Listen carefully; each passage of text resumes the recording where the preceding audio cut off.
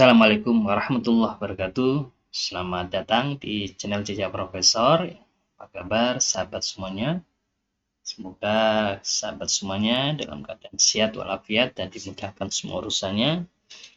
Selamat bagi Bapak Ibu menjalankan ibadah puasa ya. Semoga puasanya lancar ya, dan diberikan kemudahan Allah Subhanahu wa taala.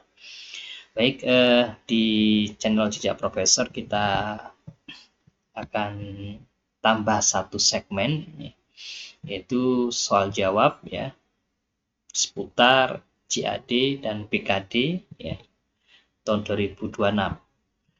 Ada 3 pertanyaan ya, bisa kita ya ambil ya dari sebagian pertanyaan yang diajukan teman-teman semuanya, rekan-rekan semuanya di kolom komentar.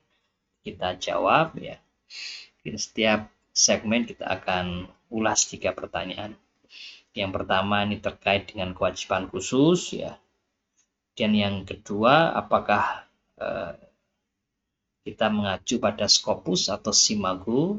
Dan yang ketiga berkaitan dengan penolakan jabatan akademik dosen. Nah, yang pertama berkaitan dengan kewajiban khusus jabatan akademik sebelumnya. Ini juga ada pertanyaan ya di kolom komentar. Bagaimana dengan kewajiban khusus ya untuk jabatan akademik sebelumnya yang masih tercatat di sister, ya, misalnya dari lektor ke lektor kepala, yang kewajiban khususnya adalah artikel terindeks Sinta 1 dan 2 saja. Apakah kemudian dibuat menjadi tidak sesuai ya atau dibiarkan saja? Nah, ini kita perlu memahami ya beberapa ketentuan dalam pengisian. Yang pertama, dosen sudah menjabat ya jabatan fungsional terkait ya selama minimal 3 tahun ya berdasarkan TMT ya terhitung mulai tanggal. Jadi kewajiban khusus itu mulai diberlakukan ya setelah dosen itu menjabat ya pada satu jabatan itu minimal 3 tahun ya, karena memang masanya itu 3 tahun ya kewajiban khusus. Dan yang kedua, jabatan fungsional yang tertera pada biodata di laman rekap kegiatan BKD adalah jabatan fungsional dosen. Nah, ini yang perlu diketahui tanggalnya ada pertanggal 1 Januari ya untuk semester ganjil ya, berarti 1 Januari untuk semester ganjil dan 1 Juli ya untuk semester genap. Nah, ini yang harus kita pahami nih. Ya, pertanggalnya ini. Dan yang kedua, kewajiban khusus yang harus diisi adalah menyesuaikan dengan jabatan fungsional pada tanggal-tanggal tersebut. Artinya pada tanggal 1 Januari ya untuk semester ganjil ya dan 1 Juli untuk semester genap.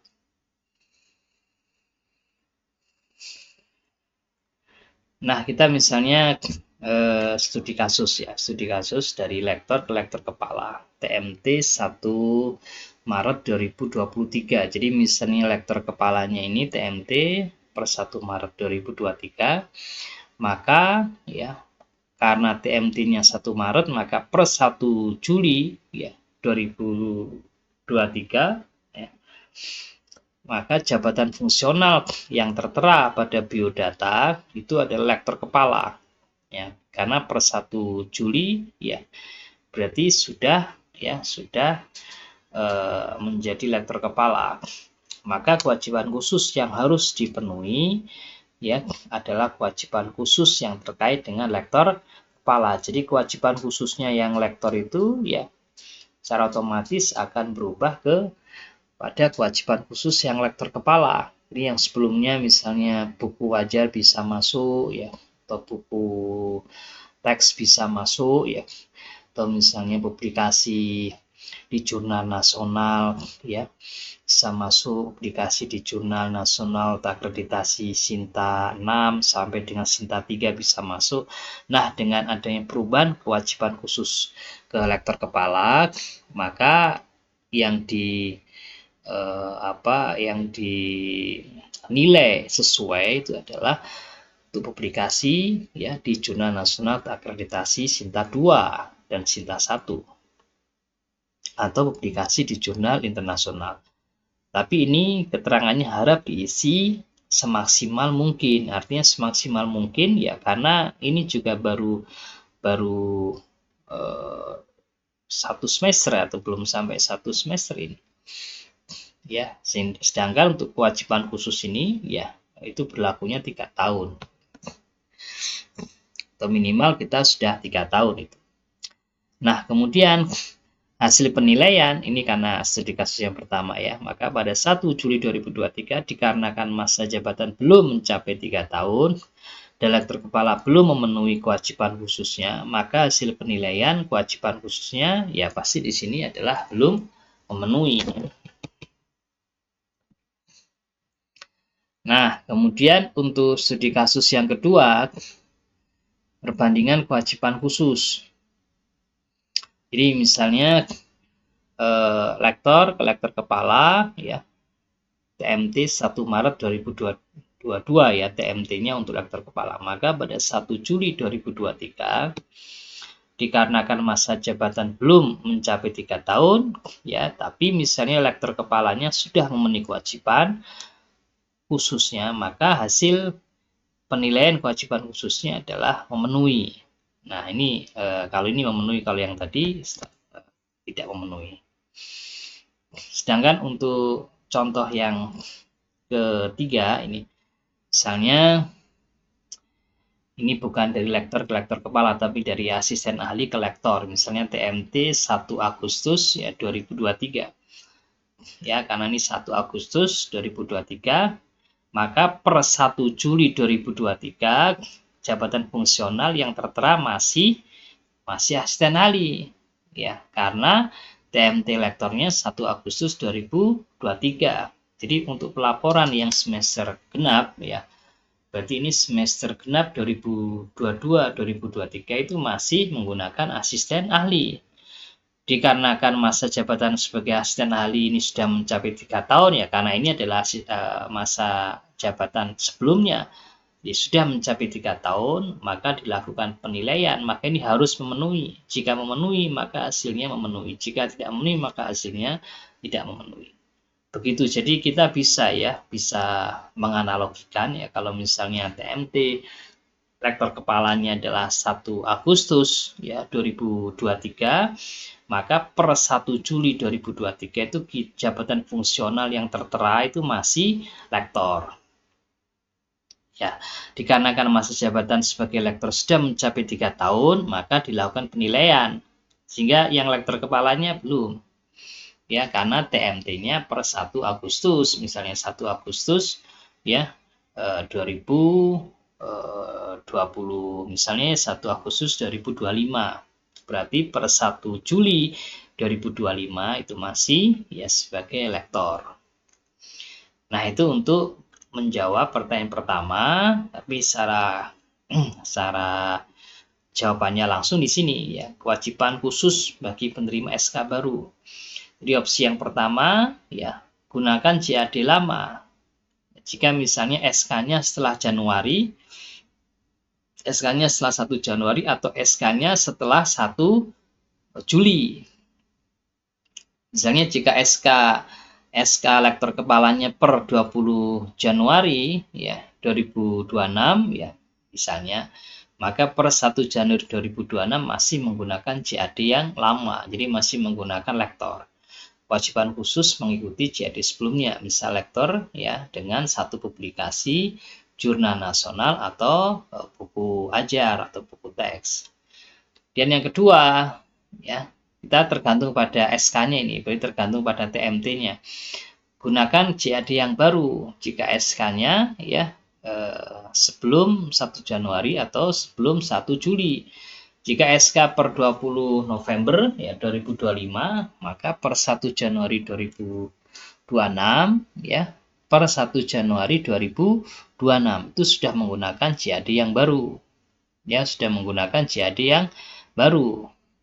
Ya, karena TMT-nya 20 November. Misal kewajiban khusus ya, lektor kepala ya, dengan 3 publikasi Sinta 1 atau 2 atau 1 jurnal internasional.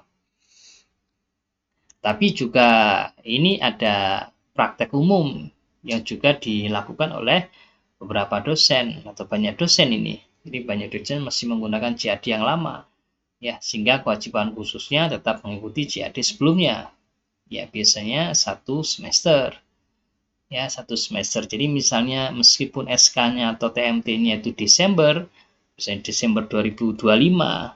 Jadi untuk pelaporan yang ganjil ya 2025-2026 itu masih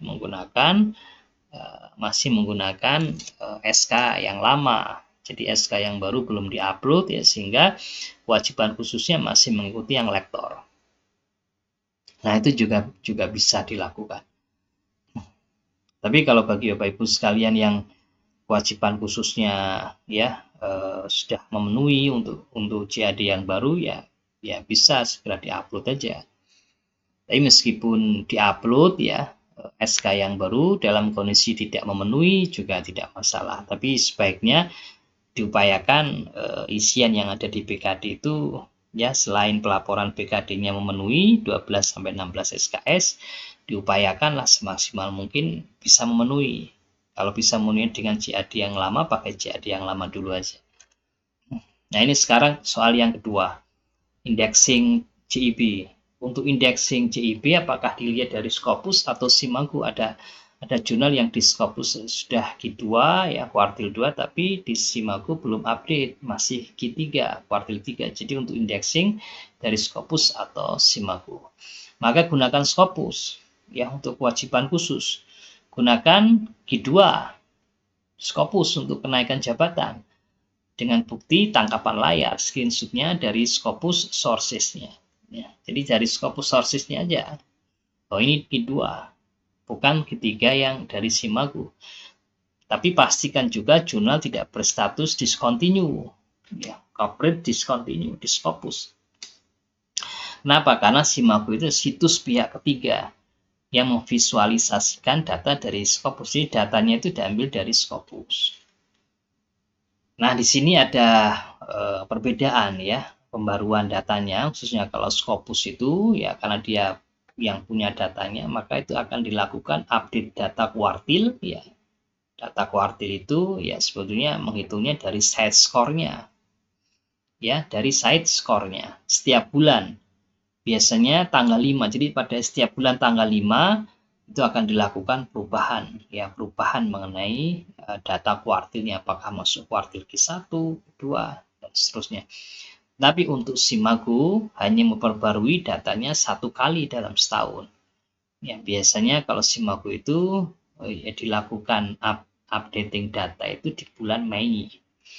Nah, ini bisa kita lihat kan perbedaannya. Yang satu tiap bulan, sedangkan yang satu hanya setiap tahun. Nah, sehingga dari situ ya data yang update terus adalah Scopus. Nah, Scopus itu yang harus kita jadikan sebagai rujukan.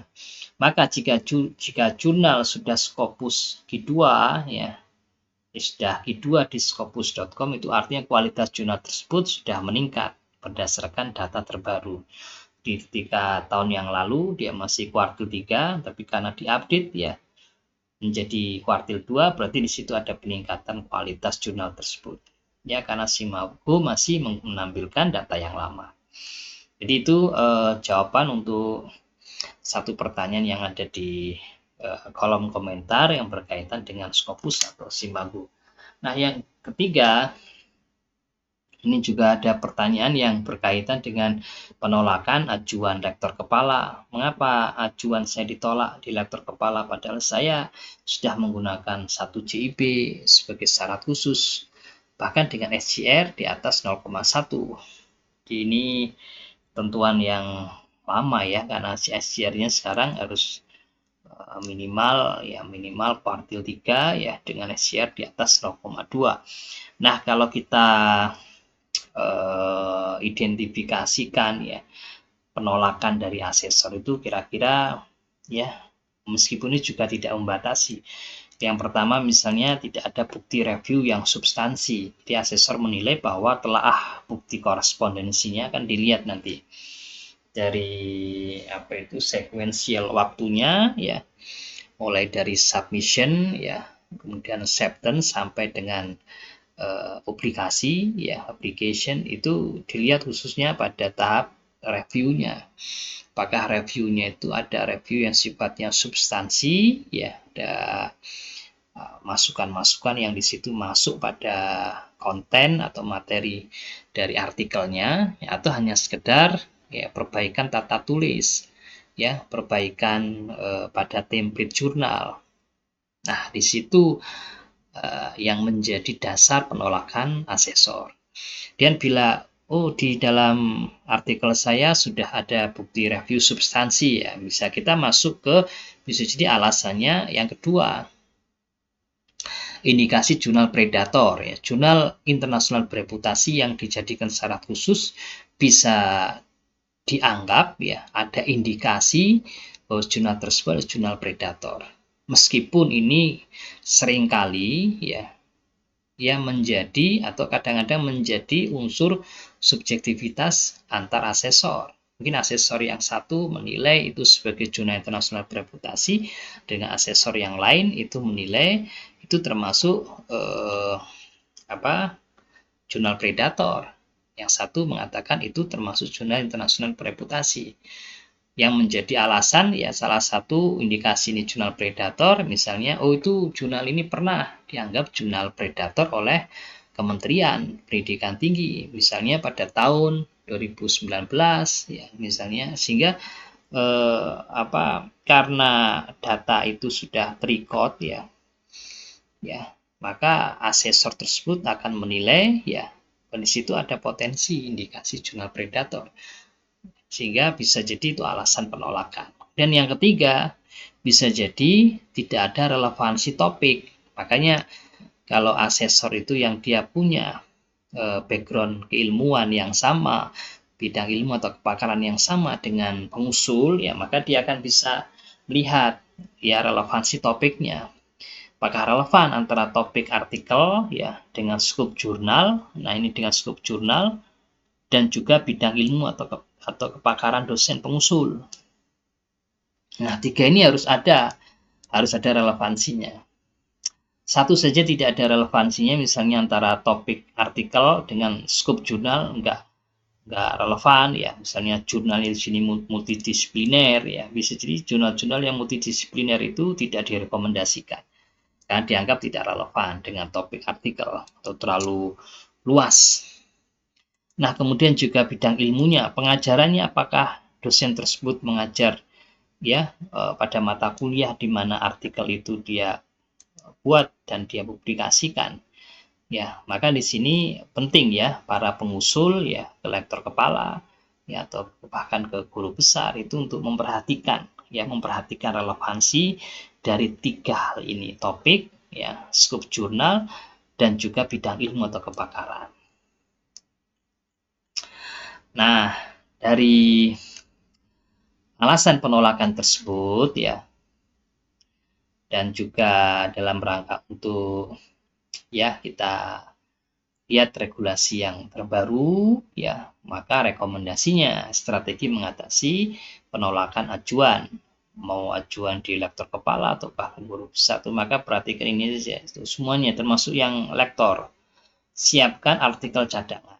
Jadi Bapak Ibu sekalian miliki backup artikel cadangan. Nah, ini penting ini. Karena bisa jadi ketika asesor itu melihat jurnal ini tidak layak, maka diminta untuk melakukan pergantian artikel, maka Bapak Ibu sekalian yang punya backup artikel ya, maka bisa ya dapat mengusulkan artikel yang baru sebagai syarat khusus. Tapi jika Bapak Ibu sekalian diminta untuk mengganti artikel tidak ada backupnya dan waktu revisi itu juga tidak terlalu panjang ya, biasanya waktunya hanya 1 sampai dengan 2 minggu, dan tidak mungkin 1 sampai 2 minggu ini kita publish ya artikel mulai dari submission, mulai dari kita submit artikel tersebut ya, Bahkan kalau misalnya pun ada kita bisa submit, kemudian publish dalam rentang waktu yang pendek, itu juga tidak masuk akal, tidak rasional. Ya karena nanti asesor melihat ya mulai dari tahap dia mulai submit, ya kemudian revisi, ya kemudian di situ ada LOA-nya, letter of acceptance, sampai dengan publish itu dengan waktu yang sangat pendek, itu juga tidak rasional. Ya tidak wajar lah ya. Nah, kemudian selain menyiapkan artikel cadangan, pilih jurnal yang bereputasi. Jadi mulai lektor kepala ya, sampai dengan guru besar, hindari jurnal yang sebelumnya pernah diindikasikan sebagai jurnal predator. Ada email masuk ya pada kita, kemudian menawarkan fast publication, publikasi yang cepat, bahkan dalam 1 minggu. Meskipun dia itu mendeklar ya dia termasuk Scopus ya, kuartil 1 lah atau kuartil 2 ya, jangan pernah kita menindaklanjuti email tersebut, jangan pernah kita submit pada artikel ya dengan kriteria yang cepat ya, cepat untuk publikasi. Ini nanti pasti kita sudah mengeluarkan banyak biaya, dan artikel kita yang sebetulnya artikel itu berkualitas tapi publish di tempat yang salah, sehingga tidak bisa kita melakukan restriction atau penarikan. Nah, itu juga sangat merugikan penulis. Maka pilih saja jurnal ya, kalau Bapak Ibu sekalian yang lektor kepala ini mau publikasinya ke jurnal internasional bereputasi, maka pilih yang publisher yang ternama atau yang bereputasi untuk mengurangi resiko penolakan. Kalau tidak, ya sebaiknya yang ketiga saja. Ya, apalagi kalau kita ketahui sekarang jurnal yang reputasi itu ya EPC-nya, artikel processing charge-nya ya tidak murah, itu mahal sekarang, bisa puluhan juta ya habis ya, apalagi kalau kita sampai salah dalam publikasi di jurnal yang predator ya. Ketika publish dia masih Scopus ya, masih continue ya, masih coverage, tapi ketika dinilai oleh asesor jurnal tersebut sudah cancel dari Scopus, sudah discontinue dari Scopus. Sehingga pertimbangkan saja jurnal nasional terakreditasi ya, Sinta 2 ini lebih aman ya, untuk lebih aman pertimbangkan untuk mengajukan ke jurnal internasional, jurnal nasional terakreditasi daripada jurnal internasional bereputasi. Meskipun juga teman-teman sendiri juga harus juga berhati-hati ya, kadang kita pernah temui ketika kita mereview BKD ya, kita sebagai asesor ya, ketika publish ya jurnal yang kita review itu ya mungkin semester yang sebelumnya dia masih masuk ya sebagai jurnal nasional terakreditasi Sinta 2. Tapi ketika semester sekarang ya kita melakukan review, kita melakukan penilaian, ternyata jurnal tersebut sudah melorot ya. Jadi terindeksnya bukan di Sinta 2 lagi, tapi terindeksnya di Sinta 4. Sehingga karena dia lektor kepala, maka jurnal Sinta 4 tidak bisa dijadikan sebagai kewajiban khusus. Sehingga ketika kita melakukan evaluasi, itu ya yang sebelumnya sesuai, akhirnya pada semester ini ya kita tulis tidak sesuai atau belum sesuai karena jurnal yang dijadikan sebagai kewajiban khususnya sudah tidak lagi terindeks di Sinta 2 tapi di Sinta 4. Nah, kesimpulannya dari soal jawab yang berkaitan dengan ketentuan CAD dan BKD, maka pahami secara cermat ketentuan CAD dan BKD serta memilih strategi publikasi yang tepat adalah kunci keberhasilan dalam pengajuan jabatan akademik. Perencanaan yang matang dan pemahaman yang mendalam akan regulasi adalah fondasi bagi setiap dosen yang ingin mengembangkan karir akademiknya. Demikian sahabat JP Channel, yang mudah-mudahan bermanfaat dan bisa menjawab sebagian pertanyaan yang masuk di kolom komentar ya. Terus ikuti channel Jejak Profesor bersama menuju ilmuwan berkarya. Saya akhiri, assalamualaikum warahmatullahi wabarakatuh.